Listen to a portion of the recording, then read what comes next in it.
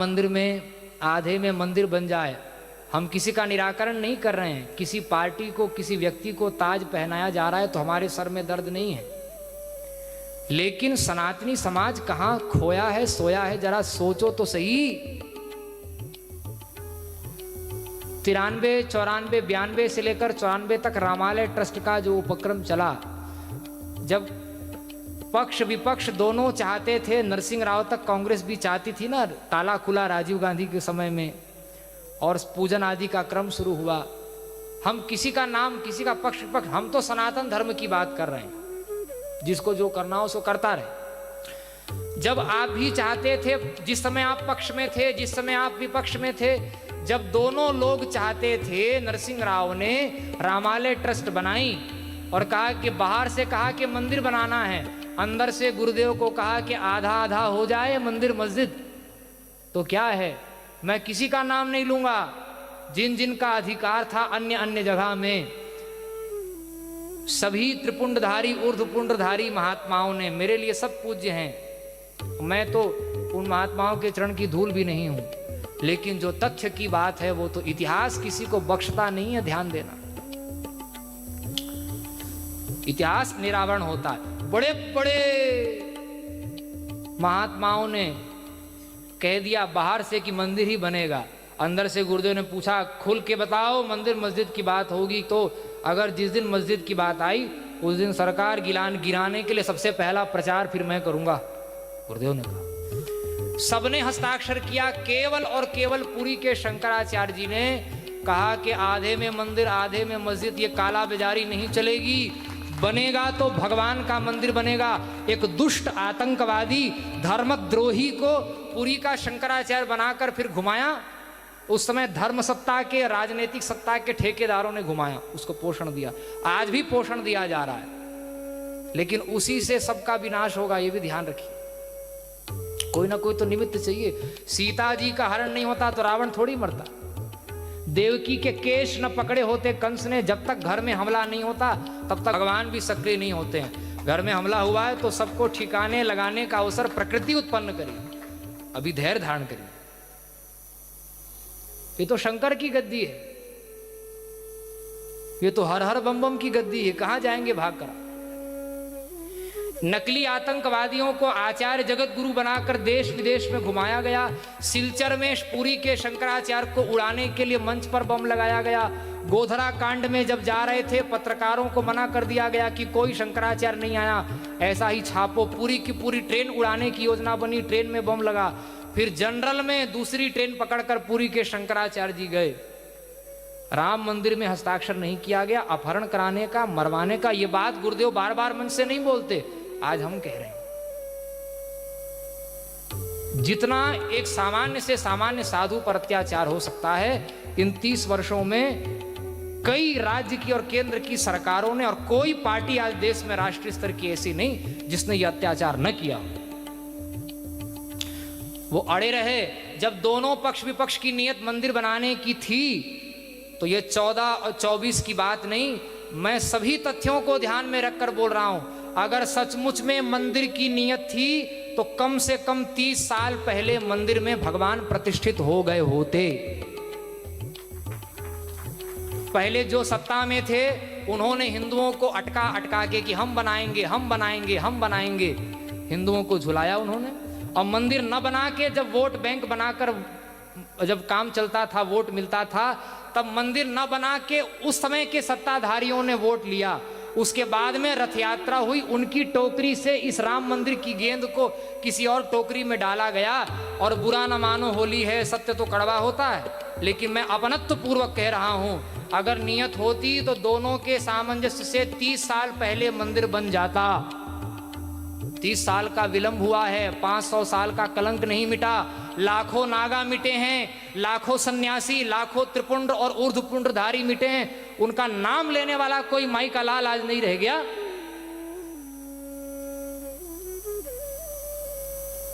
चरखा चलाने से आजादी मिली, कोर्ट के पर्चे भरने से राम मंदिर बन गया, 30 साल पहले राम मंदिर बन गया होता अगर उसका राजनैतिककरण नहीं किया गया होता। उस समय जो सत्ता में थे, आज जो सत्ता में हैं, दोनों ने जब अटका करके मंदिर को वोट मिल सकता था तब अटका के वोट लिया, और जब देख लिया 14 से 17 तक कि अब पुलवामा अटैक हुआ, उसके बाद अकल आई, अपना सच्चा वोट बैंक पहचान लिया कि अब तो सरकार 50-50 में 19 में ही आने की बात हो गई थी।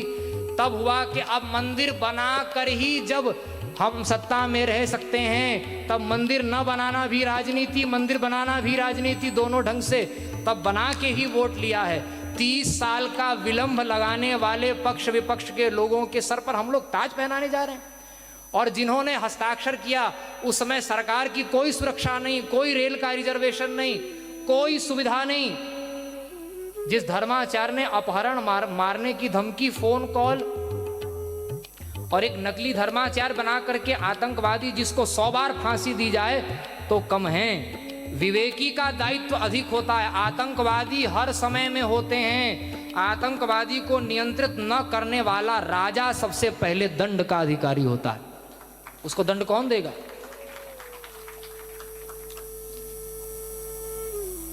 मंदिर की नियत होती तो, लेकिन पूरा संत समाज विभोर है।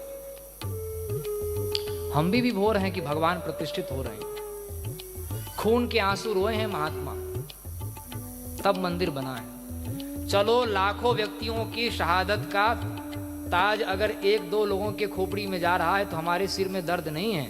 लेकिन भैया आप कितने भी गुणवान हो, मानस की वो बात याद रखिए, गुण सागर नागर नरजोऊ, क्या है, जोई अलप लोभ भल कहीं ना। इतना भी लोभ आ गया तो सारे गुण में आपने गुड़ गोबर कर लिया, चौका लगा दिया। अब कोई बोलने वाला नहीं, किसी की हिम्मत नहीं है। लेकिन हम तो किसी की खीर खाए हैं नहीं, और इसीलिए ये पूरी पीठ का नाम सुन के लोग डरते हैं। कैसे दबे रहे, कैसे नकली लोग घूमते रहे थाईलैंड में। कितना बड़ा भी भगवा पहनने वाले मुख्यमंत्री कहीं बन जाएं और दाढ़ी बढ़ाने वाले प्रधानमंत्री कहीं बन जाएं। आतंकवादी शंकराचार्य बनकर घूम रहे हैं। इससे बढ़कर के देश में मैं सावधान करना चाहता हूं, वो दिन दूर नहीं है कि फिर इस देश में 2 और 3 प्रधानमंत्री घूमने लग जाएंगे। सावधान रहिए। जब जब महापुरुषों ने जो बात की है उसको जब जब उपेक्षा की है, तब साधु अवज्ञा कर फल ऐसा, जरई नगर अनाथ कर जैसा। कोई बचाने वाला नहीं मिलेगा।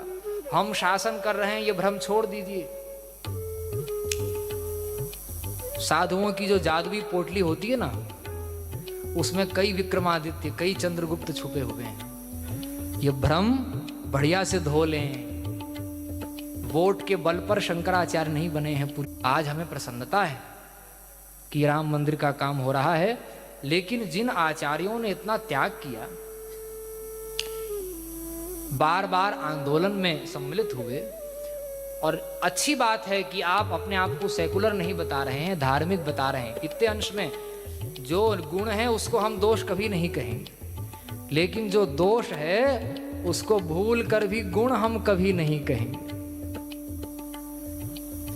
तो ये भारत की भूमि, ये आचार्य चरण कितना कष्ट सहते हैं।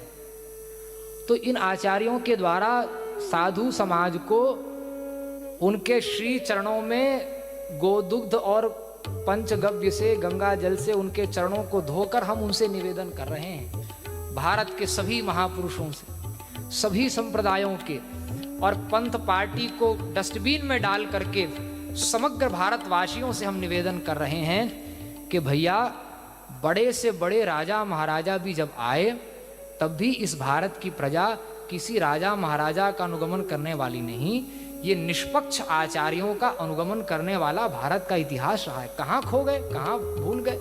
भारत साधु समाज बना, अखाड़ा परिषद बना, नेहरू जी ने अखाड़ा परिषद बनाया।